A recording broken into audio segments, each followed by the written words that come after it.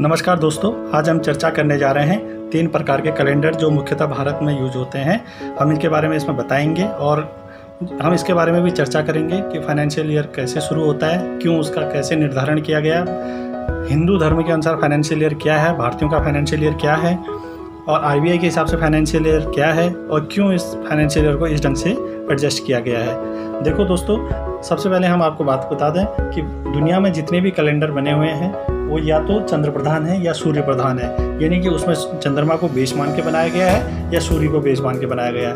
और जो संवत बनाया गया है, जो हमारा या भारत का कैलेंडर है, ऑफिशियल कैलेंडर है, वो जो है लूनर सोलर बेस पे, यानी कि चंद्र और सूर्य को मिला के बनाया गया है। सबसे पहले बात कर लेते हैं इस्लामिक कैलेंडर की। ये हिजरी संवत के हिसाब से चलता है। 622 में इसको शुरू किया गया था।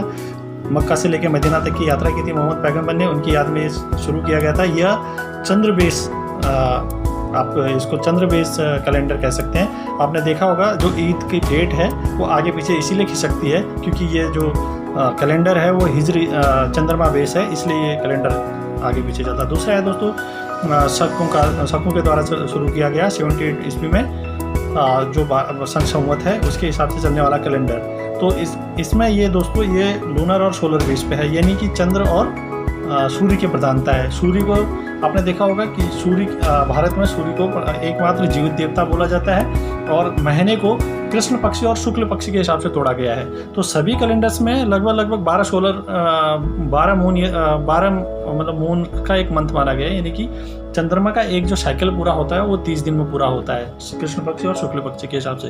इस हिसाब से आप देखेंगे तो जो दुनिया में एक ईयर है, जो भी चंद्रमा बेस ईयर होंगे वो 354 से 355 दिन के आसपास के होंगे।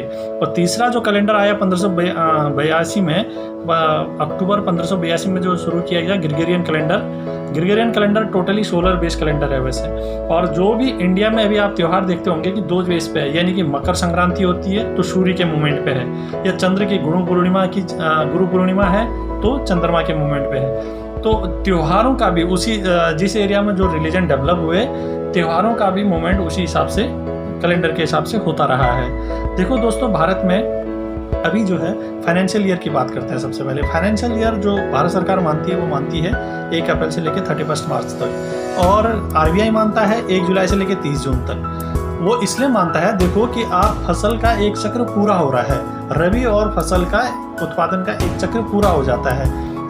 तो उसी तरह से आप देखेंगे कि जैसे 1 अप्रैल के आसपास धान की खेती शुरू होती है और अक्टूबर नवंबर में कटती है, आगे पीछे हो सकता है एरिया के टेम्परेचर के हिसाब से, और फिर नवंबर दिसंबर में जो खेती शुरू होती है मार्च अप्रैल तक आते आते कट के पूरा हो जाता है। लेकिन आरबीआई इसको 31 जुलाई इसलिए मानता है, 30 जून इसलिए मानता है कि 30 जून तक उसके पास सभी आंकड़े आ जाते हैं एक वर्ष में रबी की फसल और खरीफ की फसल में कितना उत्पादन हुआ।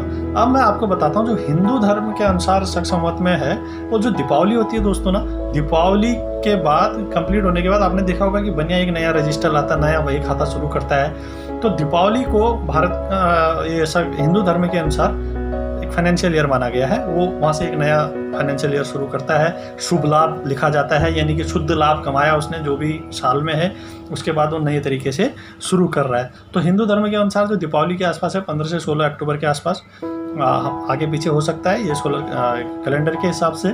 तो ये एक नया फाइनेंशियल ईयर माना जाता है। दोस्तों, अब चर्चा करते हैं कि पहले जो है पृथ्वी को स्थिर मान के जो भी गणनाएं होती थी वो पृथ्वी को स्थिर मान के की जाती थी, और आज भी जो इस्लामिक कैलेंडर है काफ़ी हद तक इसी बेस पे काम करता है। लेकिन जो एस्ट्रोलॉजी है, जो अदर पार्ट्स में एस्ट्रोलॉजी शुरू हुई, वो सूर्य को प्रधान मान के शुरू हुई।